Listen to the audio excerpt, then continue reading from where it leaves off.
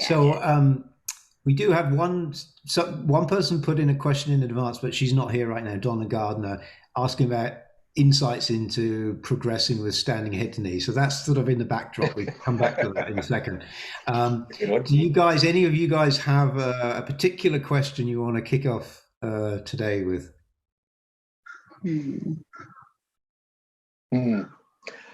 Maybe during standing head to knee, between sets and at the end, it's said to put your hands on your back or buttocks and lean back. And what is that actually for? It's part of that process of just, if you've been rounding forward. Okay, it's a chance to stretch out. So as you round forward, you stretch the back of the spine, but you kind of create a little bit of compression in the front of the spine. And so, as you push your hips forward and drop your head back, you're obviously reversing that action of the spine. So it just helps you stretch out the front of the spine a little bit and just relieve any kind of compression that might have accumulated in the front of the spine. So it's kind of a loosening up process. Okay. Not always necessary. I mean, it sort of depends over time as you get into head to knee more. Part of that process of why we ask people not to rush ahead, even especially athletic people, is that second step of kicking out with your arms straight is a chance to actually lengthen your spine before you go to the elbows down. And it's the same in head to knee towards the end of the class. Same process, that the arms are initially straight and the chest up, and that gives you a chance to kind of lengthen the spine in preparation to bring your chin to your chest, to look at the stomach, to suck the stomach in, to go down and touch the forehead to the knee. Does that make sense? Yes, thank you. I would never tell people it's optional, but I always just say it. But you might not need it also. It's a personal decision, It's I need it. And if you need it, it's lovely, right? And I actually happen to like back bending, so I go a bit overboard sometimes when I do it and enjoy the back bend. But it is it's a great thing to do, and it also gives you a bit of a structure if you always do it, even if your back's feeling fine, Well, no, that's someday in the future when that's the case. But I'm trying to do that actually, kind of in a way, after every posture. Yeah, it's kind of just resets the posture full, a little bit back, and that seems to help a lot for me. You know what I found, Jeff, is I found that in trying to do that, I started discovered how much I was sinking into my back. Exactly. And so it's just been very humbling to kind of go, oh wait, you're just going, and how to.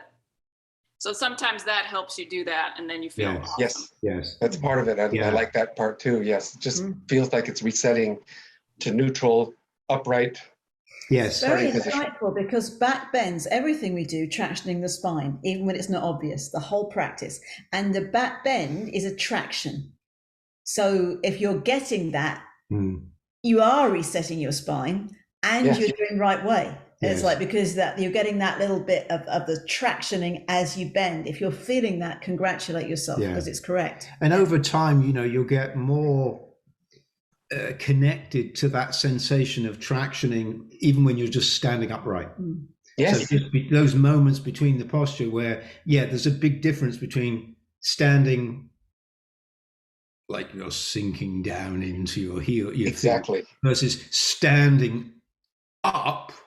So your feet are firmly planted, but there's a lengthening of your legs. There's an activity in your thigh muscles, your hip muscles, your abdomen, your chest is lifting, and you'll feel the difference energetically. That we all know that things that are like, oh, I feel really tired, versus I'm ready to have action and I'm ready to embrace the world. And so it is a good practice between each posture to take a moment to just stand up straight, to really stand up. Yeah, because I noticed. Oh, go ahead. If I can add to that, I certainly, I know it's not optional. That being said, in the classes, I remember Bikram saying that it's not. It's part of it. The 1 second back bend. But if you think about pranayama, deep breathing, right? Yes. And then we do half moon, and then we do awkward series, and then we do eagle, which is a little bit, right, of arching the upper body back. You know, and Manali really reminded me of it too. When you're doing standing head to knee, the duration of that posture is, you know, that standing leg, that's the first posture where you're really working hard, to your point, Matt, to ensure that you're using your legs. And then you're going to start rounding your spine, and you start really using your back muscles. It's like the first deep compression that you do in class. Right? I know for my part, that's why the left side, I can really feel that I'm using my back muscles really tight to compress and round, right? The elbows come down and I start to feel it. Then the last part in the second set too. So that release, I think, is a moment that allows you, right? It's the first time that you're doing kind of a rounded spine, and release it just a little bit, right? Because it's the duration of that posture is a long one. Yes. Really using your back muscles, right? But I don't think you would do that back bend. I didn't know if I heard you correctly, Jeff. You wouldn't do that throughout the class. It's just put there at a specific spot. Right. I've noticed that strengthening, lengthening, and kind of making sure I'm not slouching. Yeah. And the opposite of slouching, I try to do now between every, just to start off in a full neutral, upright. So if you think of it, we do say between every posture, feet together nicely, toes and heels touching each other. And if you do that with attention, you will get a little bit of this, naturally the legs lock a little bit. Naturally you stand up. So that is always brought back to your attention between each set of each standing posture, that do that little bit, you know, not necessarily. Jeff, you might find that the back bend is working for you right now, but as Michele says, that's not the instruction, but the instruction is always there. Pay attention to what your feet are doing and then see what happens, you know. So you will stand up more straight before you start again. Yeah, I mean, sometimes that action of standing up straight, of like energizing the muscles, energizing the frame of your body. You know, we use the word in standing bow, we say charge the body. You know, think of like charging a battery, or charging a pneumatic system, where you feel pressure into that system, that sense of which you've inflated, you've expanded, you've filled up, and now you're ready to move with a great deal of precision and power, versus I started the class all just kind of, you know, floppy and all sort of compressed.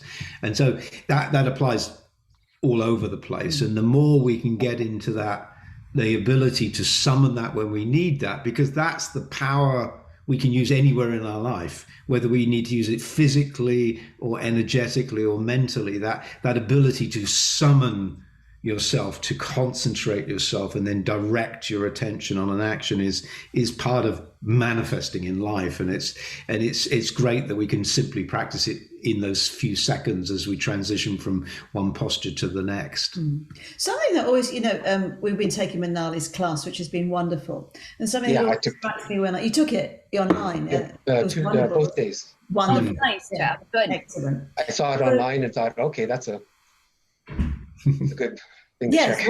Wonderful option. So something that always strikes me is that, you know, when we start talking, when we go outside the room or when we do a posture workshop or all these Q&As, we talk a lot about the details. So I just talked about the details of feet together nicely, what happens. When you're in the room, you don't have to think about all that stuff. You just do what the instructions say, you know, and it starts to come. This is how you get the meditation. All of this stuff lies underneath it, and you sort of discover it as you keep practicing. So you don't have to think, you just do what the words say. And these things naturally over time come, and you understand them. So that's really one of the, and it really came out in Manali's class. You're just trying to do what the words say, as simple as possible, as determined as possible.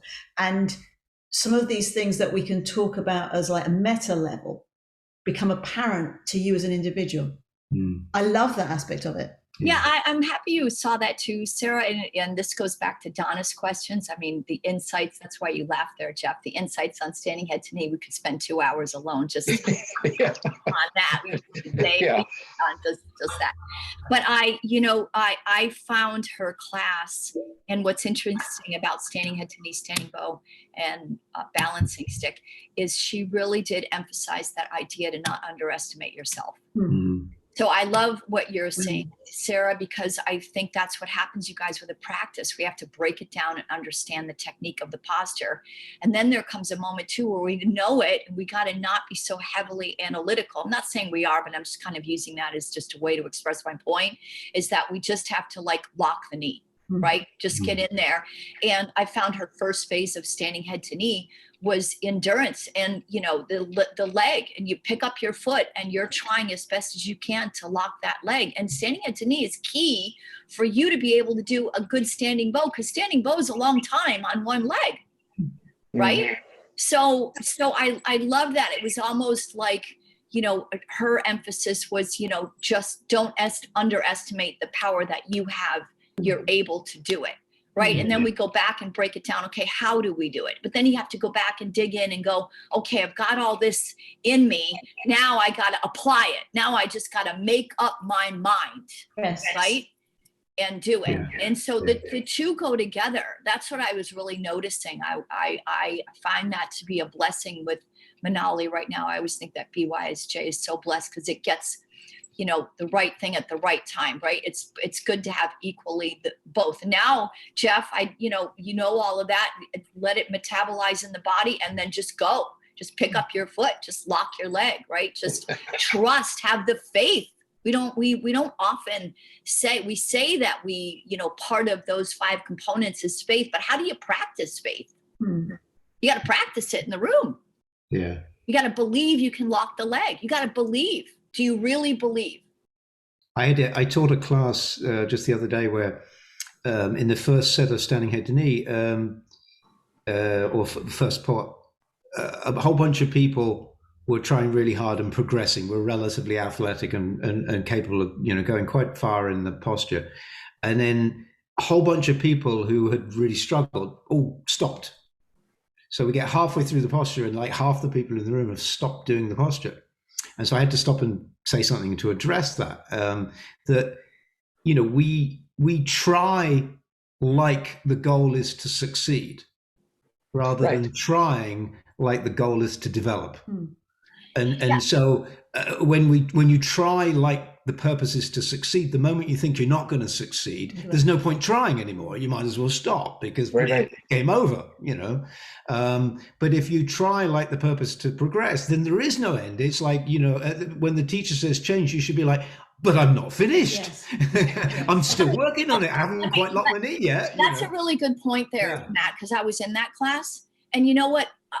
Just because, this is a good analogy. I think it was my left side. I was trying really hard to get my head on my knee. It's really hard for me, you guys, to hold my leg up. Sometimes I laugh at myself because I have no more gas and I can't even come out of it nicely. My leg just drops. I mean, but I have, Matt, to your point,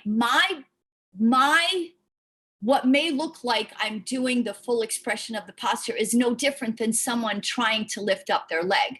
I'm just at a different point in the road. Do you know what I mean?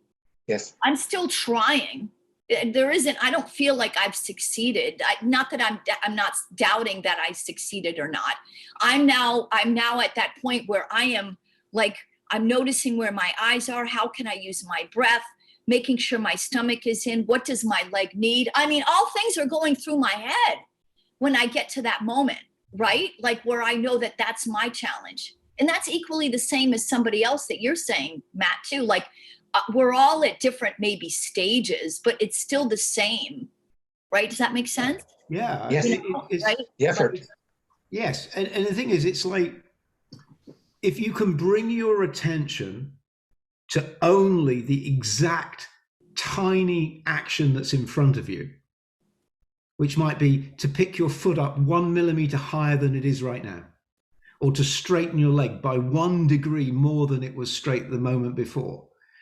that's a small action. That's a relatively small thing to concentrate on and concentrate fully. And so, yes, if you spend the whole of standing head to knee just there, really working on that, you're going to progress, you're going to develop. But we tend to think only in the macro of like, but the person over there's just touched their head to their knee and I can't even pick up my foot. Like, well, whatever, like this is never going to happen. And so we don't take the small actions that are in front of us because we don't think they really matter, like because we're thinking about the result, versus the opposite of like, imagine you've come out of a coma and you can't move because everything's atrophied. You've been in a coma for a year. And the physical therapist says, lift your little finger off the floor, off the bed. And you concentrate like crazy and you're sweating and you manage to just about lift your little finger off the bed. That's huge. It's everything. Tomorrow, maybe it'll be easier to lift your little finger off the floor. Maybe the next day you'll be able to get the second finger off too. It doesn't matter. And I think, so I think standing head to knee particularly defeats people because you think you see somebody who's very good at it, or you think about the totality of the posture, and it's too much to think about rather than just taking it one small step at a time. Because we all know how to straighten our leg. We've been doing it since we were children. It's not like it's a new thing, but it is a difficult thing to do when you're balancing on one foot. Right. That's the new part. That's what you just said, different, but a different word, same thing. He says in one of his classes, you've probably taken it, Jeff. He said, one of the recorded classes, anyone can do it. Anyone can do it. It's like, so, and this is true. We have that, like Manali said, we have the same body, but then you have to do it, so then, and you might not succeed, but you can keep trying and you can keep trying. And even it gets uncomfortable, you can keep trying and keep breathing and forget about where it ends up. I had a nice experience of this myself recently with standing bow, like in the last 3 days, that I radically changed the technique to be more correct. And as a result of it, the first couple of classes, I kept falling out over and over and over again. I was so satisfied by the technique that Matt was teaching one class, he got to the end, he's about to say change. I haven't got time to pick up my foot. I'm like, I'm not giving up. I want to feel this. I want to feel it again because it's so good and it's so different from what I was feeling. So that was like, it's for me that I want to feel this. So it's what did you change? That was my question. Yeah, what did you change? What did I change? I brought the body down. I made sure. Bring the body down. So I made sure that the weight was in the inside of the standing foot enough that the leg is completely locked, and then I brought the body down right away. Yeah. And complete what I had found before when I was kicking up a little bit prematurely. I had the body. I mean, not prematurely for the dialogue, but prematurely where the body was. Right at the end, there came a big struggle. Now, nothing wrong with struggling, but this had gone on for a long time. And then the leg wasn't going to ever go up anymore. So this was more like, grace and ease. What's contracted? What's relaxing? And because I had the standing leg completely locked, and when it didn't, I corrected it again, and the body down enough, there was no longer that struggle in the kicking leg. It was kicking. I had to work, but it was straightforward. I think people underestimate in every posture the equal and opposite force. Yes. One of the things I loved about Manali too, and you guys goes back to standing head to knee, the first phase of standing head to knee is the most important. You have to hold that leg locked. And did you guys notice too, she moved into the second phase, the third phase, the fourth phase at a nice rhythm, but it was a little bit quicker. Yes, yes. Yeah. Standing leg, that first one. And this goes into, again, you have to make up your mind. You have to make up your mind. You're going to hold that leg and lock it, right? It doesn't matter if somebody's done it for 20 years or if it's the first day. You're holding your attention on that. Might be easy first 5 seconds. Let's see how you do it 10 seconds, 15 seconds, 20 seconds. Right? What are you going to do? You're going to lock. Are you going to stay with your focus? Are you going to not give up? Yes. Right? Now in standing bow, that standing leg, you just earned it in standing head to knee. If that leg is truly locked, it's going to help you kick up. Yes. It's equal and opposite force. It has to be. It has to be up and down and fingers forward and heel up. Up and down and then forward and up. Right? I never thought of the equal and opposite being the up and down. I always thought of it as the forward and That may actually be why I keep falling out. Because Standing leg lamppost, and if the standing leg bends at all, but the posture hasn't started. Do you know what I mean? The posture hasn't started. Not a bad thing, but it really hasn't started. Yeah. So what are the has to be blocked. Yeah. One of the common challenges that people have with this posture, and it was part of the conversation with Sarah before she adjusted how she was doing standing head to knee, doing standing bow pulling, was that people kick back too hard before they've brought their body down. So they actually create opposing forces that are simply stopping them from being able to come down. So, you know, when you witness somebody, even somebody who's quite flexible, because it often actually is people who are more capable of straightening their leg that get stuck, and you watch them struggle over a 1 minute standing bow pulling to come down. In balancing stick, they come down in 1.5 seconds, but in standing bow pulling, they spend the whole of the posture struggling to get down because it's simply bad technique. It's just simply the wrong opposing forces. That tension, like it goes back to what we said earlier about charging. When Bikram says charge the body forward, he says it's charge. And that word, it was interesting. One of my teachers from one of my old studios, when I was first learning, she would make fun of some of these phrases in the dialogue. She'd go, charge, you know, like it was a cavalry charge. And this is not what the word means. The word means, it means to tension, to fill up, to prepare yourself. So that stretch and kick initially is only enough to create stability. So in some of his old recordings, he might say, and it's not in the standard dialogue, but it's something that I say when I teach the posture, not just bring the body down, but you say, roll forward like a wheel. So you've already charged, you've already arm up, leg back and down. You've created some tension. Now all you need to do is simply move at the hip to bring the body down. Once the body's down and you've got a solid locked leg, it feels very natural to just push that foot straight up in the air. And eventually you're going to do the splits, but you know, that takes time and effort. You know, there's a little bit of kicking back to maintain the counter force against the stretching forward, but that's just part of the forward backward stability to create increased tension. But the real journey is just getting that foot to go straight up in the air until eventually both legs are straight.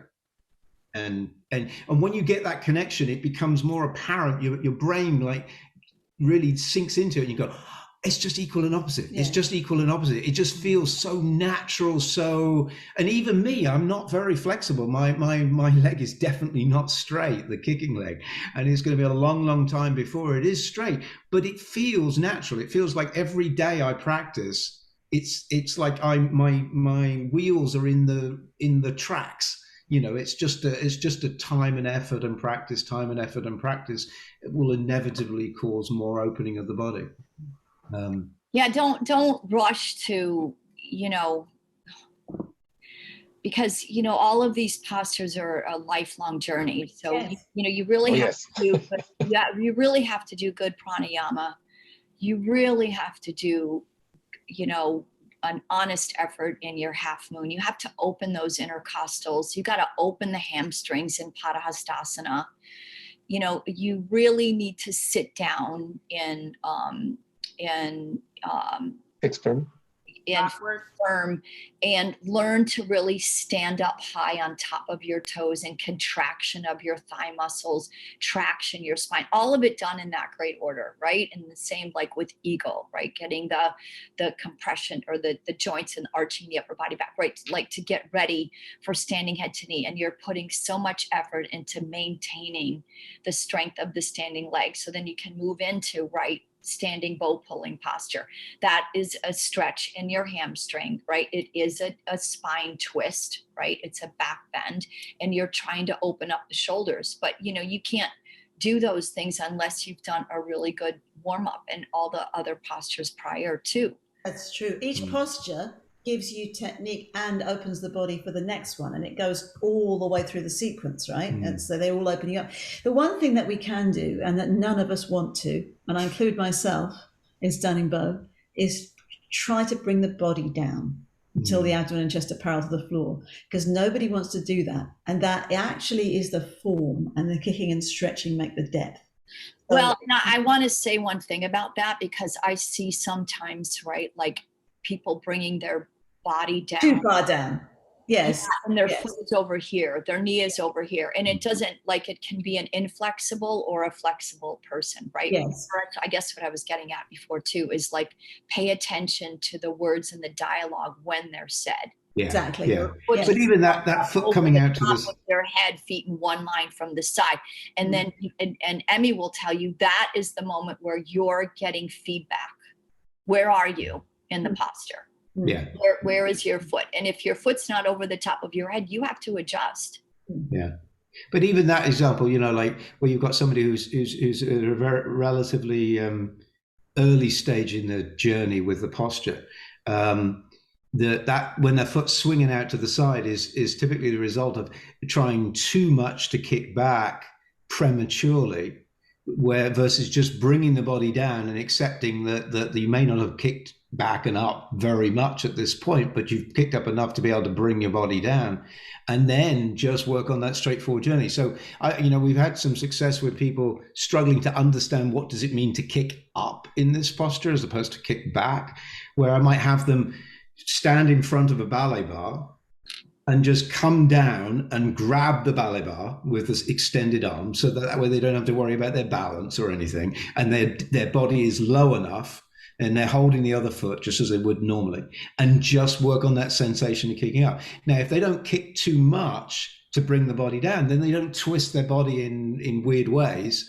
And then once they're down, the process of kicking the foot up into the air occurs as a much more natural process, even if you're extremely stiff. It might not go very far, but that's just a personal stiffness flexibility issue. So I think, for a lot of people, there's that premature, like too much too soon.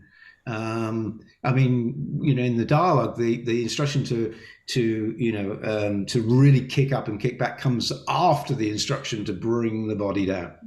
So that first step of really bring the body down can make a big difference. And the first few times you try it, you're going to fall over. The chances are you're just going to fall over because you haven't quite figured out how much tension to create between stretching and kicking to be able to just roll the body forward. And once you get over that hurdle of feeling like an idiot falling over when you don't usually, then the rest of it progresses nicely from there. The one thing I did want to say about standing head to knee, and it's really planted here, I think, because hopefully Donna will get this on the recording. I'm not sure why she's not here, but is the second stage of standing head to knee, where you're holding your foot with straight arms and you're kicking your heel towards the mirror and flexing your foot, I think is a very underestimated stage of the posture, especially if you're very good. Like if you can go further than that, you can bend your elbows down, because you're learning how to truly lock both knees. So everybody who's capable of going beyond that point should be at the point when they do the second stage of that posture, where eventually they could let go of their foot and their leg wouldn't just drop to the floor. I mean, that's how much kicking the heel forward and flexing the foot you're learning. To begin with, you're not going to have it, and it doesn't matter. But that's what you're learning to do, to be able to put so much power into that leg that eventually in the future, you would be able to hold that leg up without the benefit of your hands, even though that's not what we do in the posture itself. So, so there's a lot that can be learned there, if you just taking a little bit longer to really concentrate in that stage on pushing that heel forward to lock the both knees. Sorry, Michelle, you. No, yeah, I mean, you're 100% right in that you're trying. You're trying. I mean, you can do it. Joseph and Cinia can do it. I think Myrna can do it. There's not many people that can really just hold their leg up that way. Yeah. It's not about whether you can. It's the but trying to do it. 100%. And there's that equal and opposite force again, because the more you draw your stomach in, the more you can kick your thigh and your heel forward. But your standing leg has to be absolutely locked out. I am pushing the earth away with my foot. Yes. And then when I kick out, right, yes, I'm trying to use less arms. You have to have the 10-finger grip from the beginning. right? And then over time, right, your wrists have to be straight too, right? You bring your elbows down. But let's go back to the second phase for a second. I'm trying to suck, as I suck my stomach in. That's what I said this in the class the other day. And hopefully you guys are getting to, I'm sorry, I'm kind of intense today. I don't know why, but because you did a double. Maybe that's why I did a double today. And I'm on a high about it actually too. Yeah. I feel sometimes when a Manali comes into the studio, and Matt and Sarah too, and all the teachers, and I've got some of my own personal experiences going on, I tend to feel a little bit desperate in how much I want this yoga to be for everybody. Right. I mean, I just, you know, and I don't like, I guess, sometimes when I feel like people underestimate themselves and the power of what this yoga does. So I'm very proud of you guys. And I just, you know, want this yoga to keep going, and it's intended for everybody. But let's go back to where I've kind of evolved to is I was telling Sarah this, the sensations that happen in my body now are just appreciating every single fiber. And that's basically what we're made of. You may call a fiber because of the density is a muscle or a tendon or a ligament or a tissue or an organ, but they're fibers. They're fibers that so when you have your stomach sucked in, you can feel the fibers going one way and another set of fibers going another way. Right? And the same with the standing leg, right? You got your stomach in and you can feel, and there's joy in that. Oh my God, I love to feel, remember, it's not static, and there's a dynamic breathing entity energy in you, right? It's why, you know, go slow and take the actions, you know, what the teachers are saying, because you'll feel, you know, the fibers start to open up, and it's a great feeling. So in the second part of standing head to knee, I also feel too, when I'm kicking, my shoulder blades start to go down. Because my chest is going up, right? Instead of, no, I'm not this way, right? But that takes time, right? To kick more stomach in and the shoulders down. And now, you know, I'm there. And the reason why I say that to you is, you know, Emmy used to yell at me for years, not years, but, you know, and Bikram too, that I was, you know, slouching. It's, you know, your chest up. Then, right, I feel kind of locked in and I start to bring my elbows down and I feel more of a stretch in the back of my leg. Anyway, I'm just saying, you know, just enjoy the journey and start to study more of the self-study of what is going on in your body. Yes, that's it. Wow. I've got a question for you, Michele, actually. Yeah. And because I wonder if you agree with me. I'm less far forward on the journey than you, but I do know, and standing bow is a good place to talk because that's where I used to feel it a lot. First of all, when I was a beginner, felt like a pain sensation, not joint pain, muscle fiber, pain sensation. Turned from a pain sensation I didn't like to a pain sensation that I did like. So now there's not any sense of it being pain sensation. It's more like what you're saying. Would you say that's true? That's Absolutely. The journey you're going on? Absolutely, 100%.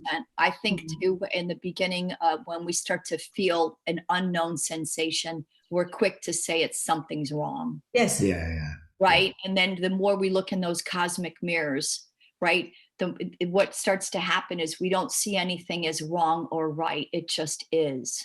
Yes. When you start to have that like non-judgmental, and you guys, you don't have to try. It's not logical. You just need to practice. Exactly. It evolves. Come to you. Yeah. You know, people like, that's why this is so exciting to me. It's like there isn't any ingredient, Sandy, that you need.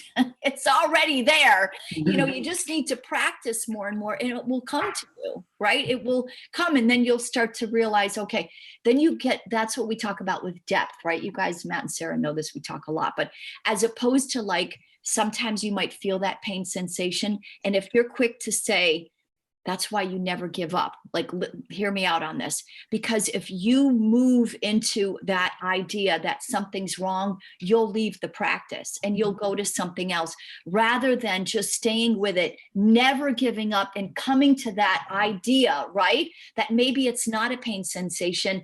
And all of a sudden, part of that layer of anxiety goes down or judgment goes down or whatever it is. And you start to see it as something different. Or just recognizing that right here, just recognizing that maybe you need to not do as much. Like that has probably been the biggest lesson over the whole year with you all, which, I mean, there's been lots, but Yeah. Triangle posture, I get very distracted by, making it more like a lunge and, doing everything and pushing down and doing the broom handle and all that kind of stuff. And I thought I was really developing my glute muscles because, as Mari would tell me, I didn't have any. And so, she could see that online. And then, I've been moving into a space that has more of a carpet. And so I'm staying on my mat, but not my sticky mat, my Breathe Bikram towel. And my feet slip. They just keep slipping.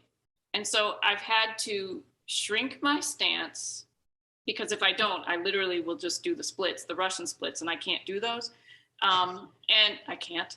And so then I find my leg going, my standing leg is doing this the whole time. And I've had to come out of it. And I've just had to kind of stand there and then go back, or just stand with my legs apart and just really grip with my inner thighs and just become okay with not being perfect or beautiful or large stance or whatever. And it is so weird to always go backwards.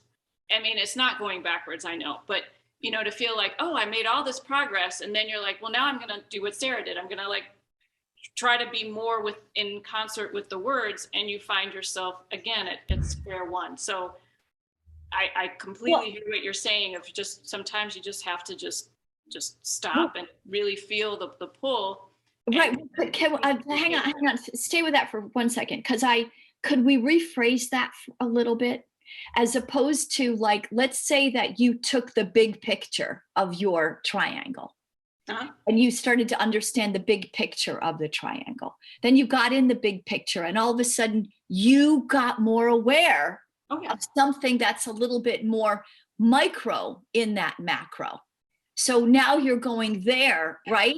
And moving into studying that. So there's no backward, right? You know what I mean? If you rephrase that, there's that self-study. There's that idea, right? Like now you're bringing in some more information that is useful for you to make the progress, right? That's great. I'm actually listening to your thinking process as you're talking, Lenora. And I think you didn't give up, right? So. I think there's a challenge for us as humans about how we learn, that in the modern era, we learn by accumulating things that we tick off, and we say we pass a test and we tick it off. I've learned this, then I get to the next thing. I've learned that, I get to the next thing. I've learned that. But real learning in life is not like that. It's like woodworking. You start by shaving and sanding and cutting, and you spend the next 70 years shaving, sanding and cutting, shaving, sanding and cutting. And you just get gradually better at it. But there's no end. There's no I know woodworking. It's just a continuum of refinement and subtlety and experience. And it's the same with our bodies. So, you start, the first year you do triangle, it's a pig's ear, and the second year it's slightly better. And at some point you think it's kind of fabulous. And then at some point you realize, well, actually, oh boy, I have inner thighs. I didn't even know I had inner thighs. What are they? Now I feel like it's hopeless again. And so it's just this continuum of peeling back the subtleties and the awarenesses of it all. And I think the greatest danger is to make everything you did prior to the point where you had your fresh insight wrong. Yeah. And it's not wrong. It's just how you got there. I didn't mean to say it that way. Okay. I really didn't. Good. Yeah. It's just how we get here. And yes, there's always more. And to be honest, this is why sometimes when we have students who've practiced at studios that have very sticky floors or very sticky mats, and they do triangle like that versus us stepping across our mats on the carpet, and they're challenged greatly by the carpet not being as secure in its footing as a sticky mat or a sticky floor, and they struggle, and it's okay, because it's a whole fresh new chapter of learning legs, thighs, stability, hips, locking the knee, foot at an angle, distributing weight over the foot, and so on. I wanted to say, because we're obviously excited, and so we've been talking a lot. Do you guys have any other questions or things you want to share with us? I have a question. I guess a lot of my questions would have to do with like, what do I do to sort of counteract all this, what I believe to be sort of either incorrect or advanced instruction that I hear coming from other teachers. I feel like I'm fighting an uphill battle sometimes, and I am very dialogue driven. That's how I was taught, and it's what I believe in. So okay, specifically what's fresh in my mind now is I took a class yesterday, and I've been hearing a lot of teachers say in fixed firm, go into it and come out of it without twisting. And I don't know what that would, what is that? In some lineages, some styles of yoga, not Bikram, but some other styles of yoga, teach that posture with a concern for not doing one elbow at a time. Whereas we teach it exactly the opposite. We say, put one elbow down, then put the next elbow down and come down. And we don't care about the fact there's a little bit of twisting that's going on as you come in and out. But in some lineages, they do put a particular attention where they don't want to do that. I would just say, I mean, two things I would say to that really would be just, Bikram's very intentional with his language, and he keeps it very simple. He says, he knows that nobody's going to hurt himself twisting. It's a little bit of twisting, a little one elbow at a time. It's all absolutely fine. Don't sweat the small stuff. Don't freak out about all those little details, which in some other schools of yoga, they get a bit obsessive about those kinds of things.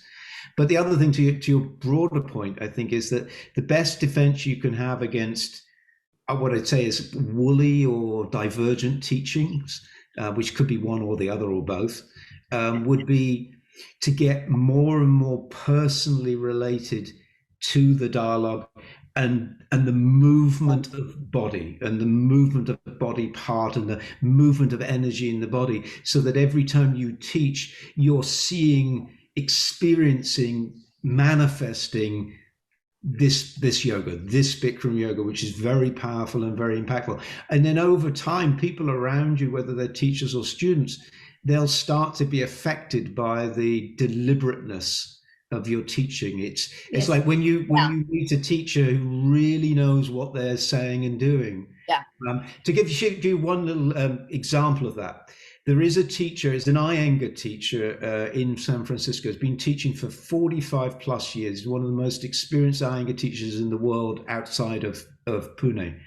And he was asked once, was that a good class? Or what did it mean to teach a good class?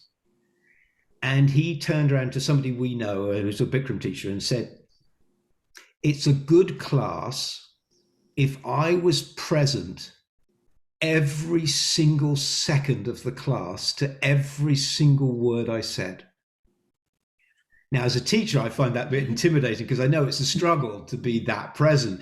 But that was really interesting because when you're in his class, holy crap, it doesn't really matter what anybody else has ever said to you. You're really getting his class. And so I would say to you, just have faith in yourself and faith in the dialogue, and just inhabit it. And I think you get surprising results when you're doing that and you're saying the dialogue, because the students will rally to it. They're getting the instructions, they're getting the meditation, they're leaving the room liking themselves more, feeling more empowered, and they'll think, they don't maybe even know the difference, but you do, And I'll tell you one experience I had once when I taught as a visiting teacher somewhere. And I actually was quite sleepy, I'm going to be honest. It's several years ago. It wasn't really at all my best class ever. And I said Bikram's dialogue. And somebody came out who was a teacher, actually not trained by Bikram. And she said to me, I never took class like that. How do you know to say all those amazing things? It's like, and I had done nothing really. I hadn't even been probably that present. But that is the important ingredient. But I think, yes, you say it. And you see the students come alive to it, and you create that context, and eventually another teacher will think, that was good. That was good. That was intentional, and it worked. And I have those moments in those classes, and it's wonderful. But then you kind of, you question yourself sometimes, and you know, when you're teaching one very specific way, and then like, for example, standing head to knee is like the struggle of my life right now, is they're all being taught, just lift your right leg up, get your thigh parallel to the floor and hang out there for a minute. And I'm like, why? Manali talked to, this was very good, because, you know, somebody has acute back injury. They just got serious back injury that morning. They can stand on 2 feet. I think they don't, don't just stand there, lock your knees standing still. Otherwise, she was saying, pick up your foot and just stand there. Even if you don't do anything else, pick up your foot, you know, pick it up any way you can. It's like, you start it, determination. Yeah. But also over time, sorry, just quickly, I was just going to say, bear in mind that most of what we're teaching is really not about the physical movements. I mean, the instruction is to move physically, but the real stuff is everything that's happening in between. So I think if you teach solidly from your heart with a clear insight to the posture, the people who come to your class, even if you say pick up foot, eventually they're going to say, that was a good class. I enjoyed that. I'm glad I put that extra effort in. I feel better when I walked out the door, versus even though they might have felt comfortable a few times saying, hey, honey, take it easy. Don't worry. Don't try. You're struggling. Don't, do less. And eventually they're just going to lose. It's not going to be satisfying or rewarding for them to practice like that. So again, I was just have faith in yourself. Keep going. Hey, Shanae. No, Shireen, yes. If I can just add to that too, I agree with Matt and Sarah. Sandy, I just applaud you for sticking with the dialogue. Yes. That's coming online right now and just trusting it. Sometimes what happens if there's an exception to the rule with somebody that someone gave a correction to, all of a sudden we're saying that posture in that way all the time, like going back to the fixed sperm, coming out, making sure you don't twist. Like the same with sit-ups, right? Sometimes a teacher will say, oh, and if you have a bad back, then roll to the side and bring your knees up. Like we're teaching the exception to the rule as opposed to just giving what the dialogue is, right? So trust it, and I'm asking you to trust it. I remember years ago when there was more temptation, right? But you sound to me like in your heart that this really does work. It really does. The other thing we have a tendency to do is, how do I want to say? We want to take the posture to meet the person, and the person has to meet the posture. You know what I mean? So yeah, I think I heard it said, we don't change the posture to fit the body, or the body never changes. Right. And that is like, it can be easy said, right? But when you're on the podium, you see their faces, but you gotta be like, you're asking them to meet a standard for themselves. Yes. Yeah. Right. Not because you're saying that, no, it's right. For them to like become, that's why you don't want your sense of presence and your ability to say the dialogue, like believing every word, gives an energy that you believe in them, that you're not going to underestimate their ability to try the right way and eventually get there. Right. So I want to add one more thing. This kind of is the same you said about pain there, Sarah. It was somewhere in the Bikram world that pain is a message just for more patience. Right? We don't change the posture, but maybe, Lenora's not online, but we unravel and you go back a little bit, right? Where you're feeling an uncomfortable stretching sensation when that is, right? When you're not, because there's a lot of people that come in with mental fear. If they have mental fear, I can tell right away that there's only so far that you can go with them right now, right? Knowing that once they kind of practice a little bit more, they'll start to feel a trust, and then you can give them more information. But anyway, so getting back to your point, just stay with what you know in your heart and let that come out on the podium. And believe that they're going to get there 100% the right way. And standing head to knee, you deliver it the way and let them meet that. Yeah, speaking with confidence. Yeah. I like to say, for me, I like to think when I work with people who are in pain, what I say is pain is information. your body has deliberately decided to give you Yeah. an electron microscope into your knee, say, if it's your knee problem. So now your knee hurts more than usual, but in that hurt is a lot of information. So you're basically, your mind is just focusing in on and getting a lot more understanding about what's happening. So if you can see beyond your reaction to that pain and just study the pain, you gain insight and awareness to perhaps what's going on and what you can do about it, and which ways are healthy to move and which ways are unhealthy to move, and so on. So it's almost a natural process that actually can be really beneficial if we can get past running away from it when it happens. Yeah. Shireen, welcome. Did you have any questions? Yes, but I don't know how generic they are. They're more like personal, so I was just gonna tune in to listen. Well, if any question is valid here, it doesn't matter. If you're comfortable sharing the question, we're quite happy to address it. Okay, I guess very easy question. This one is not personal. Like, why do some people sweat a lot more than others? This might be silly, but I always notice that I start sweating way earlier than sometimes people around me, and I don't know why. That's good. You're an efficient. Yes. I mean, I don't know the physiology of it, but the fact of it is very normal. I mean, across the spectrum of humans, there are people who sweat virtually not at all, and there are people who sweat buckets and buckets and buckets, and everything in between. So we see that a lot. Obviously we teach thousands upon thousands of people, and so the variation is quite dramatic from one extreme to another. But is there also an element, because I felt when I didn't practice Bikram for a year or two, when I did other types of workout, I would sweat less. But when I practice Bikram, it's like my body, when it notices a little bit of heat or I start heating up, it immediately goes into like high sweat production.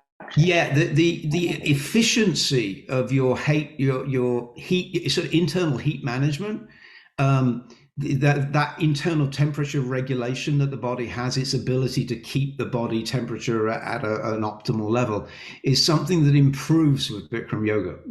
And so some people who have distinct problems sweating, like they overheat, outside of Bikram, they've always struggled to sweat, and they really struggle with excessive temperatures, either too hot or too cold, and they really struggle because their body temperature doesn't regulate, tend to find that as they practice Bikram yoga, that regulation improves.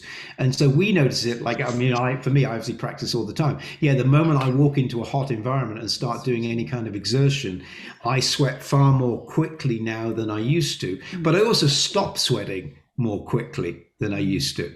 So whereas, when I practiced before, 10, 20 years ago, it would take me ages to sweat, then I'd sweat like a pig, and I'd still be sweating 2 hours later after the exercise had long since finished. Now it's much more contained within the period of exertion, which is a very healthy, very natural thing.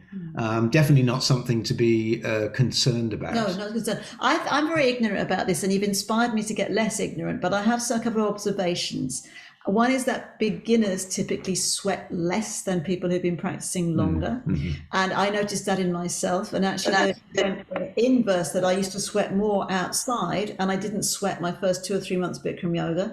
And suddenly, I think I started using the muscle strength more. My metabolism had changed. My heat regulation had changed. And I sweated buckets in the room and less just going about my normal life. The other thing is, I have another observation, and you've really inspired me to look this up now, because it's suddenly become interesting to me. The quality of the sweat changes a little bit depending on how you're working, right? So you can get the sweat from the humidity, but sometimes if you have you had a really strong class, your sweat is a little bit different. It sort of hangs on the body a little bit more somehow. Do you notice? That's what I was saying. Like, I see like these little droplets coming out everywhere on my feet, even when I pull down, and that's. Yes. And that's very, very natural. It's a very, very healthy response for the body. Obviously, if it's not something you're used to in the past, it might seem surprising at first, but it is actually really good. And as Sarah pointed out, that what you find as your regulation improves is that you may find you're exerting yourself outside on days where other people are starting to sweat and you're not, Yes. because your body is sweating at exactly the right amount for the demand being put on it. Not too much, not too little. But obviously in the hot room, we're deliberately, pouring a lot of heat into that room and raising the room above body temperature, above the 96.8 degrees. But I've now got a project, Shireen, so watch this space, because I might write about it when I'm not ignorant. It's like, yeah. What do you think, Michele? I agree with both of you guys. I mean, my only thing to add, Shireen, is I remember classes like, I wasn't sweating by eagle, right? And it kind of gave me information that I wasn't hydrated enough. I've had that too. And I've also, Sarah, right, there's such a difference in sweating when it's the physical room and the external heat versus, remember, Bikram yoga, we're asking you to isolate a certain portion of the body, and we're going to work on that part of the body 100%, not 10%. Yeah. Right, you're working the organs and the glands, and you're right, Matt and Sarah, it's about regulation. And actually, Shireen, is probably good news.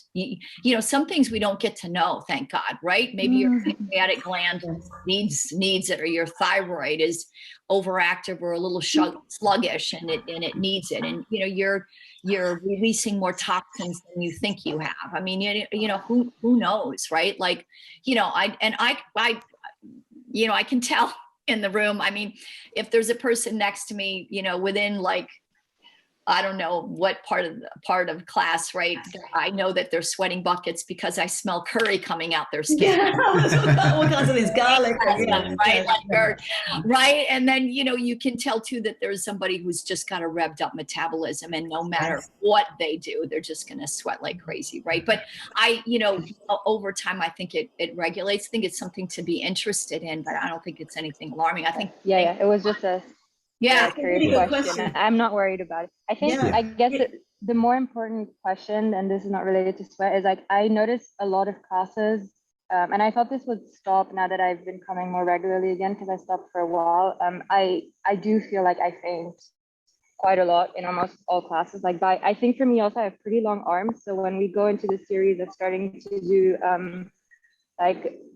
basically like standing bow, like one-legged balancing series, like I think a lot of the bringing the arms back down, like I don't know if like the blood flows really fast or what happens, but I noticed a lot of classes, I would say half of them roughly, I start feeling incredibly dizzy, and like it just starts flaring. And I can often, even if I don't kneel down, I even have like buzzing in my ears, and like I need like a few seconds until I can actually hear again and then see again, and then I stand up again, but then standing up makes it dizzy again. And in the postures, it's actually fine. So that's the thing that I don't really understand. So when I'm in bow or stretched out knee, it's fine. It's always when I come back that it starts. That I feel really dizzy. Yeah, I experience that too myself quite often. Particularly, I notice around bow pulling and balancing stick in particular. I also notice it a lot in toe stand. Like I'll come out of toe stand and then suddenly be really, really dizzy. And really lightheaded, just momentarily. And I think the same thing. And so sometimes I have to stop, sometimes I have to take a knee, but it passes quite quickly. And I think it's part of that process of starting to stress the circulatory system and the lungs, and the relationship between the lungs and the circulatory system, so that what you're noticing hopefully over time is that the regulation improves. You've pushed it, you've kind of spiked the heart rate, blood pressure has dropped, but then hopefully it restores relatively quickly. Bikram would say typically about dizziness, he'd say, just work hard, get dizzy, stop, and then start again. I didn't know if it means that I either don't breathe correctly or I overwork. I mean, I tried hydrating. I hydrate well, so I don't think that's it. I also, I don't think it's an issue of eating before or after, because I've tried different things. There's no pattern. Breathing is definitely an area to pay attention to look at. Are you breathing calmly in and out through the nose? If you underbreathe, that could certainly contribute to dizziness in a posture. It's very normal, even when you're fairly experienced, you can do the postures. It's very normal to hold the breath even for a few seconds. That might contribute. I have to watch myself because there are certain postures when I get into doing it and I do stop breathing and I have to remind myself. So it's like, and I can do it, but still it's not the right way to practice. And I have more energy and more available strength. So that can be definitely something to look at, and the breathing constantly in and out through the nose, normal breathing. But so is the better thing then for me to try to not get to the point where I feel like I'm dizzy and like, but then I have to scale back, I feel, or should I just give it all in the posture, and if it means that I have to just stand still afterwards for half a minute? Yeah, give it all. And our teacher would be very clear about it. He'd say, yeah, you give it your all. If you get dizzy, you stop, and that's fine, and then you start again. I just didn't know if I should change strategy and instead try to do. And over time, you know, there are some things you know, in some of the postures, particularly the one-legged postures, there can be ways of practicing the posture which become extra exhausting when you're maybe sort of pushing and shoving against yourself and you're kind of working against the progress in the posture. That's something you just have to discover for yourself, that, you know, listen to the instructions and try to find the grace and the ease in the posture. So like standing bow pulling, that kicking and stretching initially seems like such a tug of war, just such an impossible effort, and it can be quite exhausting. Eventually, over time, you'll find the groove where it just feels like you found the groove, and it's effort, but it's a calm effort. It's a graceful effort to gradually stretch more, to gradually kick more. And the same in balancing stick. You know, when we start as beginners with balancing stick, it's impossibly difficult, and you know, we want to droop, and it's exhausting, and the heart's pounding. But over time, you start to find the grace in that extension where you're just stretching forward and backwards, and it should gradually feel like it's less effort, not because you become stronger, but because you become more aware of how to efficiently use the body. Can I add to that? So if you think of it that for something to contract or stretch, something else always has to relax. So if you're contracting or stretching everything, that's going to be exhausting. The other thing is that we're never stretching the joints. The joints aren't taking the actions, the muscles are taking the actions, and they support the joints. So I have found that if I have taken a joint too far out of it where it should be, by stretching that instead of the muscles that surround it, that exhausts me a lot. These are all just things to think about. An example would be, you remember you brought your leg in a little bit closer in triangle and you were immediately stronger. At that point, that should have been less exhausting. Yeah. So that was something I had to look at a lot. So that we're not, the joints not coming out of the body, the joints not doing the work exactly, they're being brought by the muscles. Yeah. All of these things to look at. I mean, it's one of the beautiful things about the Bikram yoga sequence is that even though it doesn't necessarily occur like that to begin with, ultimately everything we do is trying to move the body in a natural way. It might be an unusual way, it might not be a way that you're used to using your body, but it is a natural way to move the body. So like in triangle, being able to extend through a straight leg along the torso, to be able to extend the arms, these are all very natural movements of the body. Sometimes as beginners, or especially if we're very athletically minded, when we start to think about how to move the body, rather than just following the instructions, we can start to push and shove parts of our body in ways that aren't necessarily natural. So again, it's rather than trying to enumerate those, I would say try to find the gracefulness of the movement in the posture, and that's a journey. That's something that's very personal to each individual to explore that. But definitely, to Sarah's point, typically when you're very actively doing one part of the body, there's another piece of the body that's relaxing, but also a lot of what we do has equal and opposite actions. So like standing up in half moon and stretching up towards the ceiling requires that the legs are extending down towards the floor. And so essentially the torso is stretching itself in both up and down directions. And when the two happen together, it's less effort, it's less exhausting, it feels much more natural than when you only do one of them but not the other one. Then it tends to be kind of exhausting. That makes sense? Michelle? Yeah, Shireen, when I think about your practice and just what Matt and Sarah are saying, maybe just go just a little bit slower. Like I feel like what's happening to you, you want to be inquisitive about, right? Try not to be mad at it or frustrated. I'm not saying that you are, but like, buddy up with it and go, oh, interesting body. What's going on? Like, and I would move into the posture, like Matt is saying and Sarah's saying, is like build the foundation, go slower. Where is your breath in it? Right. And just then once you have that, then you can go a little bit further, then make sure, oh, is my breath there? Right. And then coming out of it even slower, and then stand there and let it regulate, and maybe just go like for me in my first set of camel, the femoral artery, I want to pass out sometimes, but I stay with it. I know that there's a flushing sensation that's happening and I can move through it and actually enjoy it. Like like it's part of my practice now. So, and if this is could be blood pressure regulation, this is blood sugar regulation, and the kidneys play a big role in that. And another inquisitive thing for you might be those 4 spinal strengthening series that we do. You really go to town on those and give your kidneys a little kick. Right. That's good too. And then just one other thing, because it's a lot of information, is just, you're a tall, thin girl. You might look at your iron, Yes. I was going to say, we had one student who had difficulties with his fainting purely from iron. And once we fixed that, That's also if you don't eat meat, right? It could be. Many people who do eat meat have iron problem, but you might find the blood levels and see if you need it. That could be it. See this here? I take a little bit of it once in a while, and it's an iron that's in liquid form, just a teeny little bit, because I've had that too, where and this is digestible, right? And then I obviously try to get it from my diet, but your yoga is the truth teller. It's going to expose something, right? That is kind of needs attention. So. We're just on the grounds of, we're not doctors, and doctors would say before you take iron, you should get your blood levels done. So just so you know that. Okay. So, yeah, 100%. Yeah. So, Angie, Jeff, do you have any questions? We saw Vera there. That was wonderful. And Grace. It is so good to see you guys. I have missed you so much. And We've missed you and Vera. And Vera. No, come here, Vera. Come say.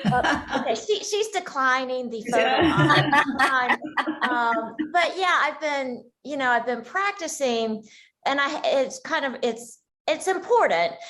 Since I'm teaching all over the place, it's expected to practice at those places. So that cut my Zoom time, but I'm moving shortly to Salt Lake City. So then I'm hoping, all of that worked out. It came through, great opportunity. So excited. So a month from yesterday, I actually moved. And then I'm hoping to get back in on the online, and Vera and I can practice together again. I miss practicing with my cat. But, But I'm not sure. It was Lenora who was saying that she was in Atlanta, right? And she's no longer here. Is that right? Lenora's in Cleveland. Sandy's in Atlanta. I'm in Atlanta. Okay. Well, I just wanted to comment. Atlanta, it's a phenomenon here. A lot of what I hear in the studios, I just call it the Atlanta phenomenon, like not grabbing the foot, or, doing, and this, like, why do they do that? But honestly, and, I've been here a year and I'm about to leave, and I'm just now getting this. I just do my dialogue. I just say, pick up your foot.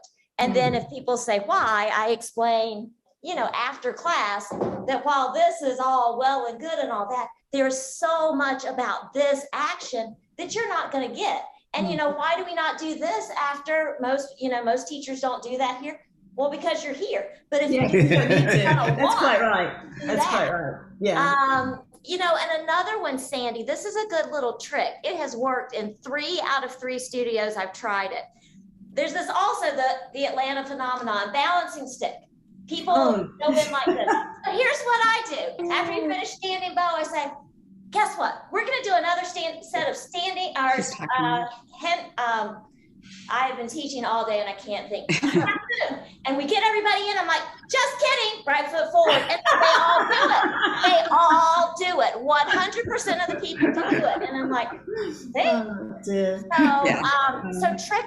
trick them into doing it. It works. But all kidding aside, it's a you know, the yogis are just good people. I'm not to say that. The yogis here are wonderful people, but yeah, it's a different beast here.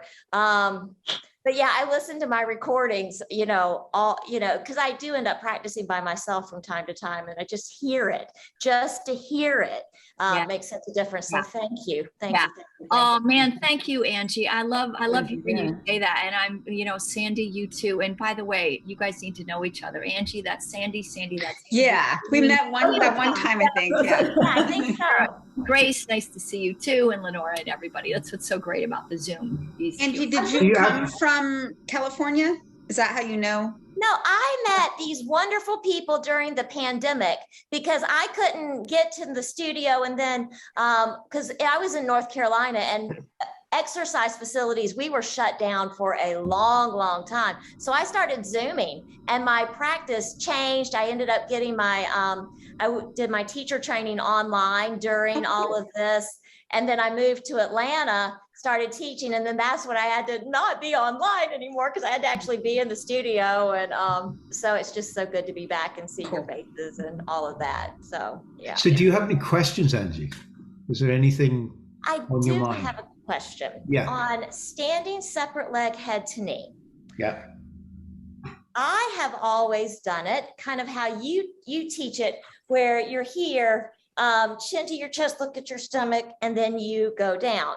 Now, I sat in on a teacher training that a Bikram trained, you know, the real deal teacher was doing, and she was saying, no, it's arms and head together, you go down and then curve in, because the spine can't do both at the same time. And I thought that was bizarre. And I know I'm a dancer, so I tend to, like, I'm going to be a little bit more mobile than most people, but how do you, just refresh my memory, do you teach that to where chin to chest first and then you go, or do you say arms and head together and then curve? Because I feel like you really do the rounding from the beginning.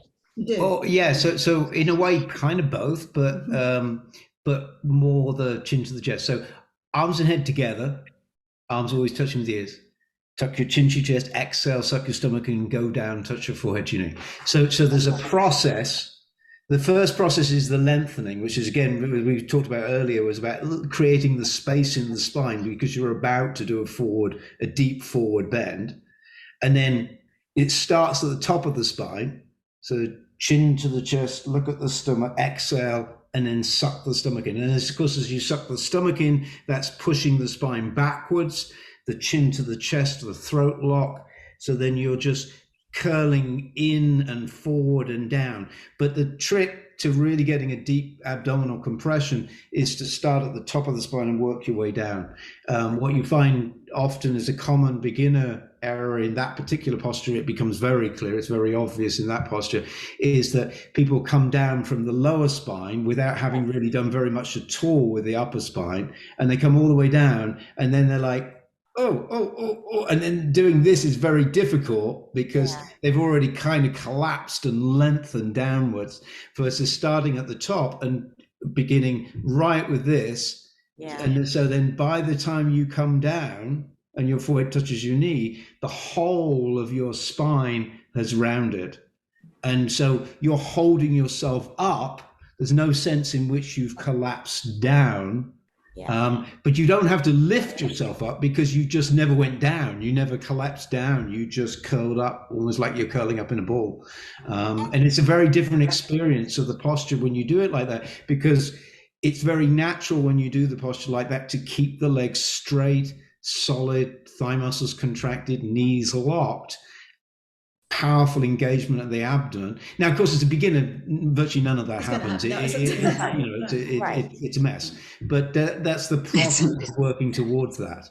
And so then when you have that experience, then you do head to knee or standing head to knee, same compressive motion. It all feels quite natural at that point. In point of fact, the dialogue, the first side of the dialogue says, I know I want to read it accurately. I know what I want to say, but I want to read it completely accurately. Well, Yeah, we're always looking at this on that posture page. apparently. So it says, exhale, breathing, and you go down, arms and head together. Tuck your chin to your chest, look at your stomach. So Manali, though, was teaching it, and I have to do it myself. I have to tuck my chin first. You guys can tell me what you think. I think that this is an example of you have to do it kind of all at once. And it's what Bikram would say about some of these instructions. Teacher can't actually say them all at the same time. Right. Yes, but I think you have to have the stretch and the tuck. And if I say it in that order, which I tend to say dialogue verbatim a lot, I'm very emphatic.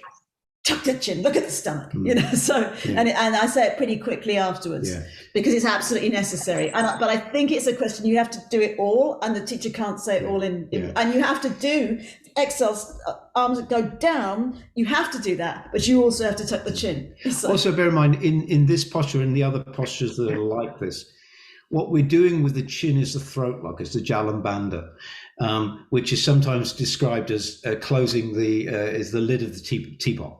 So all it is this. It's not that, it's this.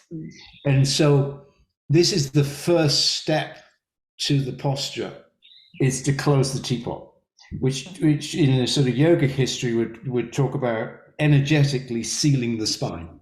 Okay. So this is now the energy is in the spine and it can't just burst out. And now then the rest of it happens. So it has to be a very much part of the beginning movement. The exhale breathing also too, because what do you do when you exhale breathing? You kind of go, you know, so you're already charging the body, but in a particular way, which is the exhale breathing, to charge the body, stomach coming in, so that everything starts to work together to round that posture. And whereas if you try to come down without bringing your chin to your chest and then trying to do the throat lock, you find you just don't quite get it. It's like your body's in the wrong position at that point to really get the throat lock. You can kind of go, but you haven't really got the cleanness, the calmness of the throat lock to begin with. So. Yeah, because it gets too in your traps. Yes. I would say that I had zero talent for this posture. Of everything, it was the worst, and I've had to learn it like a robot from the dialogue and constant practice. I'm fairly satisfied with it now, and that's what I do it more or less what it says. But you know, people will struggle with it. You can, but I think it would telling. I know we heard a recording with Bikram, obviously a beginner. He said, just put your hands on the floor, go down. That doesn't mean what Michele was saying much earlier, that's what you teach the whole class. That was somebody who couldn't do anything. They have to do something that day. Then you start again the next day. You know, it's there's none of that. It's also there's if we take Janushirasana, head to knee, as an example, there's a variation that comes from our own lineage of yoga, though we don't teach it in the 26 and 2, which is when you do Janushirasana, you do the mudra variation, which is straight arm, straight leg, just like you're setting up for Janushirasana, and the only thing you do is the throat lock. So your knees are locked, your elbows are locked, and you've got the throat locked.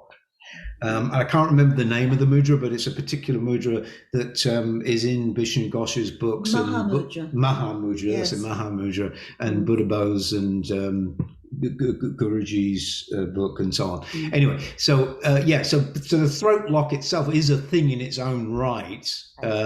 It's just that Bikram's very cleverly incorporated it into all of the different key postures that we do, because it has so much. Because it's so good. Talking about sweating, Shireen, this one I used to at one point when I was a beginner.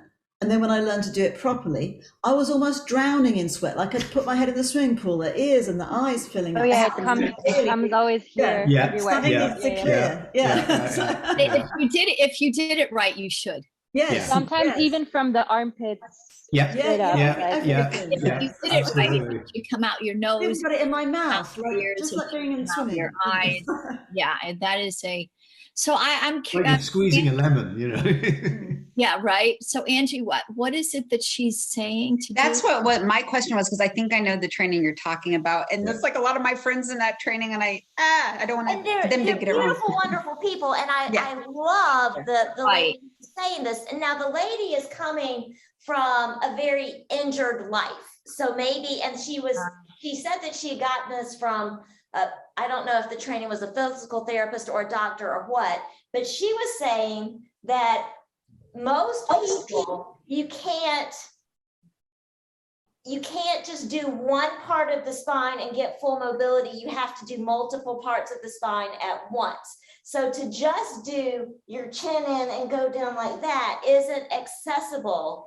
She says that you should start to go down first, because then you're starting to have curves in other places. And then Actually, the opposite. Yeah. Because suck the That stuff makes in, sense to suck me, it in, but- you are Yes, rounding the rest yes. of the That spine. sounds like an instance of she's teaching to her own practice. Yes. or her Yeah. own Yeah, practice. and again, right, we got to be careful, because Bikram's dialogue is like where the body meets the posture. So we're not talking about trying the right way. Yeah. But I mean, if I was to They got demonstrate they just got to try. It's the trying, Angie. Exactly. yes. And the fact that, remember, this is probably, we talk about this, it's one of the deepest compressions, the evidence and the amount of medical benefits that you get from this posture, compared to all the other ones, and it's working the glands even in the brain. I mean, the forehead's got to be on the knee.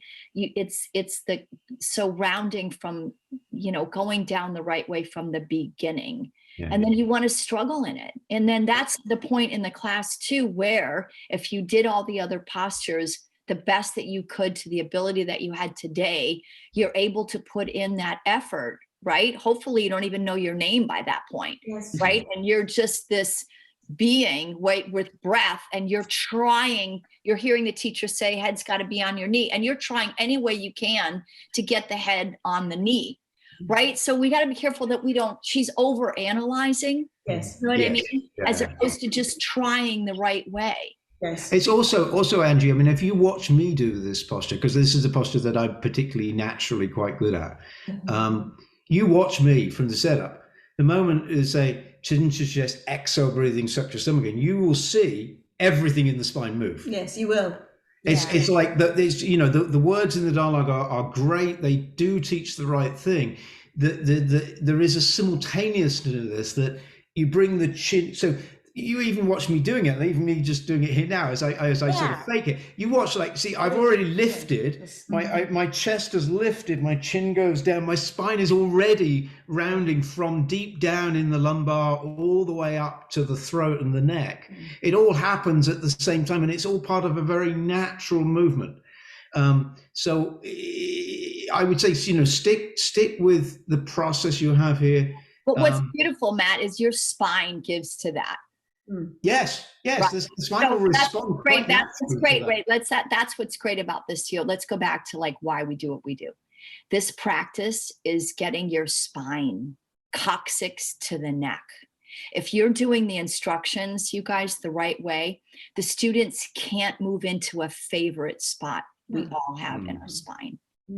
Right? Like Matt, for you, you do it so beautifully. So yours is like, how do I get my head up more? Right? Like, how do I, and but same in your rabbit is beautiful, right? So, right, your backward bends are probably more challenging, but you can't dummy down the yoga. Like this yoga practice, think about it.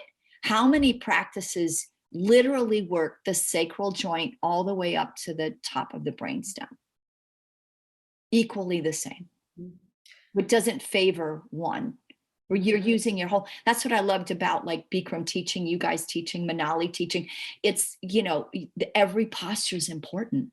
Oh, yes. Every single posture, right, is important. I tell this great story when I took a seminar with Bikram, and it was supposed to end at 6, and we were in wind removing posture, and I was like, oh, he'll fly through this one. This is like no, I think he spent 3 hours on wind removing, right? On wind removing. Wow, how cool. Because, yeah, I know, right, Sarah? But again, it was that idea that every posture has amazing value, and one leads to the next. So yeah, I mean, Angie, I'm sure she's a beautiful person, but we got to be careful too. Even us, right?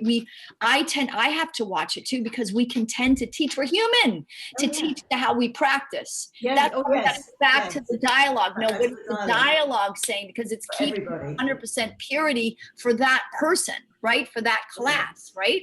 Like, so, like Angie, your body's flexible. So the areas that you've got to work further in, but you have to make sure, right, that you're paying attention to everything so that you don't move into those areas that your body tends to favor, right? Away from those weaker areas. So I'm sorry that she's teaching it that way, but yeah.